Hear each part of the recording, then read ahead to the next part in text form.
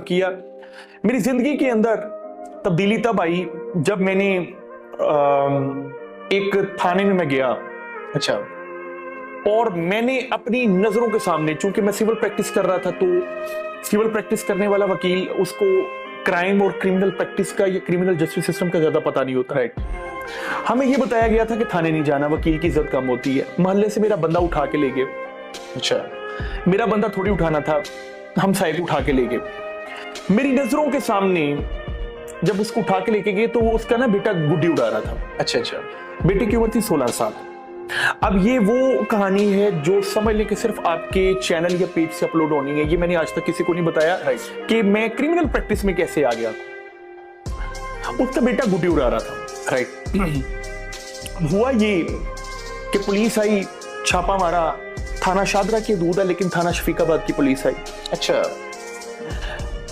घर में छापा मारा, लड़के को उठा लिया। लड़के को जब पकड़ा तो लड़के की उम्र 16-17 साल। तो उसकी बहना भी रोने लगी, अम्मी भी रोने लगी, लड़का भी रोने लग गया। पता लगा कि जी उसका वो दुकान पे है, दुकान से भाग के वो घर गया।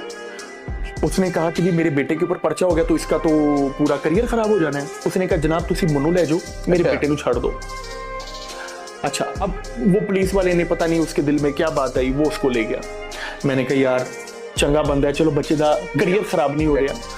अगर जाएगा भी, इसको कुछ वो कहता भी है, चले वो आकर अपने बच्चे को खुद ही गाइड कर लेगा। मेन मसला क्राइम को खत्म करना है। बेशक है, सही है। मेन मसला क्रिमिनल को खत्म करना नहीं है, क्राइम को खत्म करना। क्राइम को खत्म करना, क्रिमिनल को सुधारना, ये है जस्टिस सिस्टम का मकसद। खैर हुआ ये कि मैं उसके साथ थाने चला गया। मेरे सामने उसने ना कोई 3-4 और बंदों को भी पकड़ा हुआ था। तो किसी का कोई रेफरेंस आ रहा है जी फलाने पुलिस अफसर दा बेटा है, फलाने वकील दा बेटा है, फलाने दा बेटा है। वो आके ना अपने बंदे छुड़वा के लेके जा रहे हैं। और मैं चूंकि मुझे बताया गया था कि जी थाने नहीं जाना, थाने की जो रुदात थी वो मेरे सामने मैंने पहली मर्तबा देखी। उस दिन मैंने इनके मुख्तलिफ रूप देखे। ASI शबीर थाना शफीकाबाद में था। मैं ये कहता हूं कि आज तक मैंने पुलिस के ऊपर जितनी भी कार्रवाई की है ना, जी, वो ASI शबीर की वजह से की है। मैं ऐसे ASI शबीर का शुक्रगुजार हूं। बाकी पंजाब पुलिस उसका शुक्रिया अदा करना चाहती है कि नहीं, वो आप जरा खुद देख लीजिएगा। थाना शफीकाबाद उसने मुझे 4 घंटे वहां बिठाया, 4 घंटे बिठाया। क्रिमिनल जस्टिस सिस्टम को मैं अच्छे तरीके से नहीं समझता था।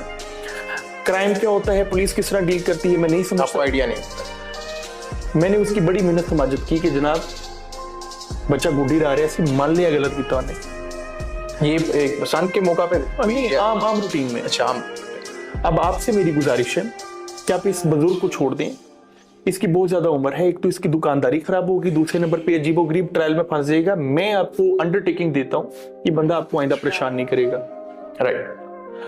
खैर कई लोगों को मेरी इस सोच से शायद ये भी हो कि यार तू कर तो सिफारिश करन गया है। इलाके का बंदा था, सही है। और मुझे चीजें नजर आ रही थी कि ये कंट्रोल हो सकती हैं।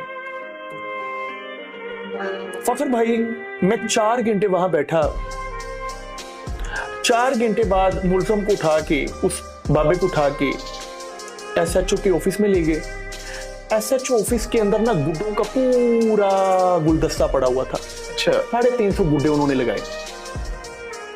इसको हथकड़ी पहनाई, 4 पुलिस वाले खड़े किए, हथकड़ी पहना कर इस तरह तस्वीर बनाई, और तस्वीर बनाकर सोशल मीडिया पे लगाई कि लाहौर का सबसे बड़ा गुड्डा फरोश पकड़ा गया। अल्लाह। अब सिर्फ मुझे याद है कि मैं सिर्फ रो नहीं सका, लेकिन मैं टूट चुका था उस वक्त। ये स्टोरी है। ये मेरे सामने हुआ क्या है।